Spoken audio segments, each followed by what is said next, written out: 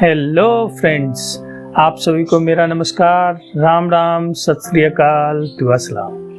पेश है एक लघु कथा, शॉर्ट स्टोरी।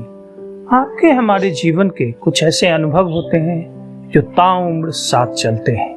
उन्हीं खट्टे मीठे अनुभवों के एक पन्ने को चित्रित करता हुआ यह शॉर्ट स्टोरी है। शीर्षक है वो नाश्ता।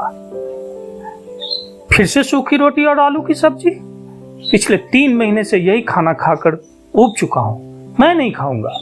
खाने की थाली को गुस्से से उलटते हुए पप्पू ने कहा, अरे बेटा, खाने का अपमान नहीं करते हैं। सुबह में अपने घर से खाना खाकर ही बाहर निकलना चाहिए। कल तुम्हारे पसंद का खाना बना दूंगी। अभी जो बना है खा लो बेटा। श्यामा पप्पू की माँ ने दुखी मन से समझाते हुए कहा। दिल्ली के बुराड़ी इलाके का श्यामा निवास। जनवरी महीने की कपकपाती ठंड, रविवार का दिन।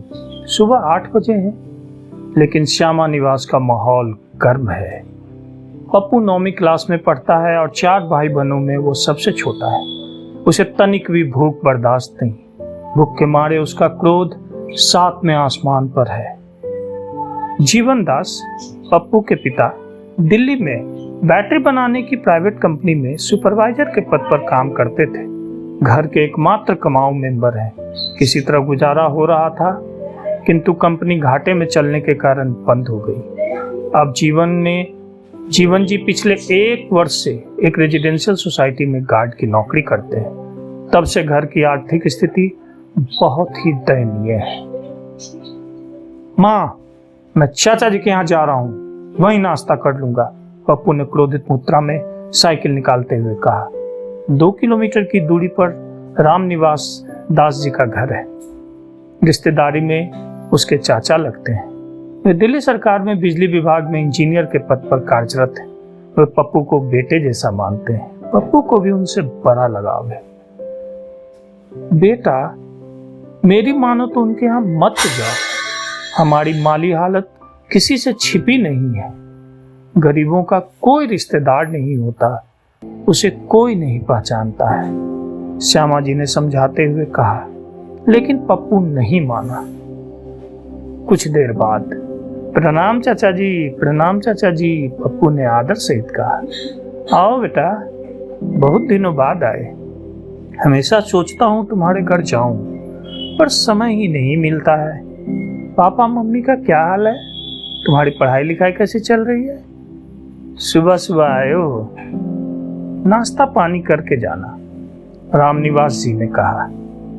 नाश्ते का नाम सुनते ही पप्पू के मन में पूरी सब्जी की थाली घूमने लगी। अक्सर चाचा जी के यहाँ उसे यही खाने को मिलता था। संडे का दिन है ना, सुबह लेट से उठना होता है, सारा काम में लेट हो ही जाता है। अभी तक हमारे यहाँ नाश्ते में कुछ नहीं पका है, आराम से होगा। लेकिन चलो, तुम्हें कुछ स्पेशल खिलाती हूँ। रात की बची रोटी है, नमक, सरसों के तेल और प्याज के साथ खाने में तुमको खूब मजा आएगा। हम लोगों ने भी कई बार खाया है, वीना, उसकी चाची ने थाली परोसते हुए कहा। गरीबों के रिश्तेदार नहीं। माँ की बातें पप्पू के जेहन में घूमने लगी। कच्ची उम्र में वो सांसारिक जीवन के कटु अनुभव से रूबरू हो रहा था। वह आश्चर्यचकित मुद्रा में नाश्ते की थाली की ओर और अपने माता पिता समान चाचा को देखे जा रहा था। उसे अपने घर की रूखी सूखी रोटी और आलू की सब्जी की याद आ गई।